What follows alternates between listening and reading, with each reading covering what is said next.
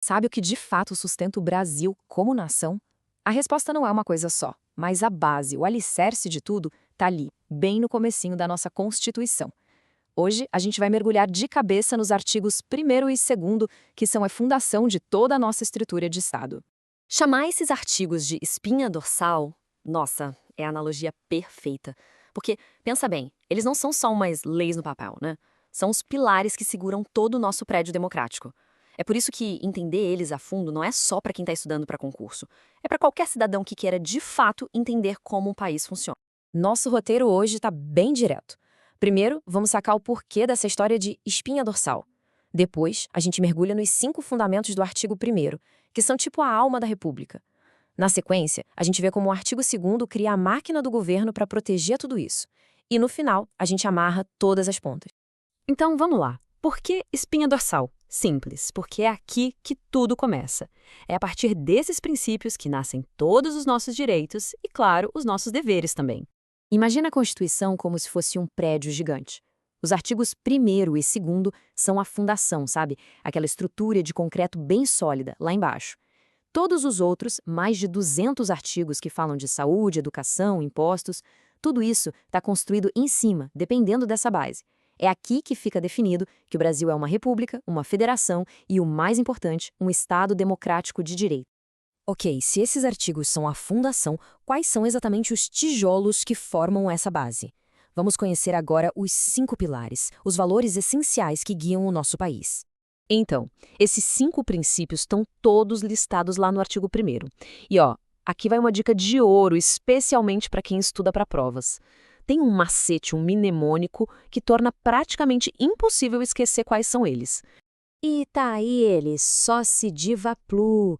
Parece meio esquisito falando assim, né? Mas essa sigla é uma das ferramentas mais poderosas para decorar os 5 fundamentos: soberania, cidadania, dignidade da pessoa humana, valores sociais do trabalho e da livre iniciativa e o pluralismo político. Sóci Diva Plu. Pode anotar, que essa dica é daquelas que salvam na hora da prova.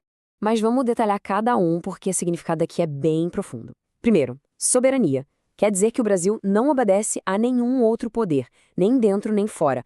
A autoridade máxima é da República. Ponto. Depois, cidadania. É o que nos liga ao Estado, sabe? Dá o direito de votar, de ser votado, mas também traz deveres. E, bem no centro de tudo, a dignidade da pessoa humana.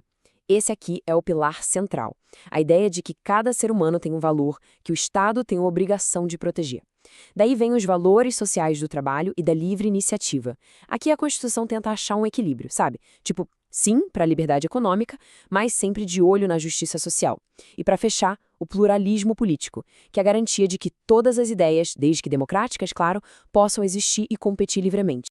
Ok, isso nos leva a uma pergunta bem lógica, né?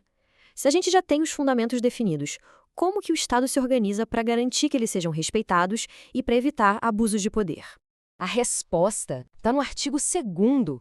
É a famosa separação dos poderes, o motor que faz o governo andar, distribuindo as tarefas para que ninguém concentre poder demais. E as palavrinhas mágicas aqui são independentes e harmônicos. Independentes por quê? Porque o presidente não manda no juiz e o Congresso não manda no presidente. Cada um na sua. Mas harmônicos, porque eles não vivem isolados. Eles precisam conversar e, o mais importante, um fiscaliza o outro para manter o equilíbrio do jogo. E esse sistema todo tem um nome: freios e contrapesos. A ideia é genial e até simples. O poder controla o próprio poder.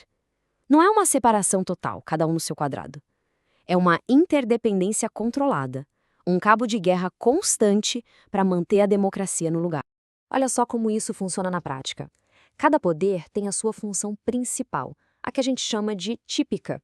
O legislativo faz leis, o executivo administra e o judiciário julga. Fácil, né? Só que o pulo do gato está nas funções atípicas. Quer ver? O executivo, que em tese só administra, também legisla quando edita uma medida provisória. O judiciário, que julga, também administra o próprio orçamento e cria suas regras internas, o que, no fundo, é uma forma de legislar. É essa mistura que cria os tais freios. Esse é o sistema funcionando na vida real. Pensa no ciclo. O legislativo vai lá e cria uma lei. O executivo pode vetar essa lei, ou seja, freou o legislativo. Mas, se a lei passar, o judiciário pode, lá na frente, declarar que ela é inconstitucional. Outro freio. É essa dança, esse balé constante de poder e controle que impede a tirania e protege aqueles fundamentos que a gente viu lá no artigo 1º. Beleza, agora para fechar, vamos juntar as duas coisas. Como é que a alma da Constituição, que são os valores do artigo 1º, se conecta com o corpo, que é a estrutura do artigo 3º? A lógica é a seguinte: os valores democráticos do artigo 1º, dignidade, cidadania, pluralismo, seriam só palavras bonitas no papel, sem a máquina equilibrada do artigo 2º para garantir que eles valham de verdade. Um simplesmente não funciona sem o outro. A estrutura toda existe para servir a esses valores, e são esses valores que dão sentido a essa divisão de poder. Isso deixa a gente com uma última reflexão. Como é que esses conceitos que parecem tão distantes, como soberania, separação de poderes, como é que eles aparecem na nossa vida, no dia a dia? É só a gente pensar no direito de ir votar, na liberdade de poder falar o que pensa, ou na chance de buscar justiça quando algo dá errado. A raiz de tudo isso está lá, plantada bem firme nesses 2 primeiros artigos da nossa Constituição.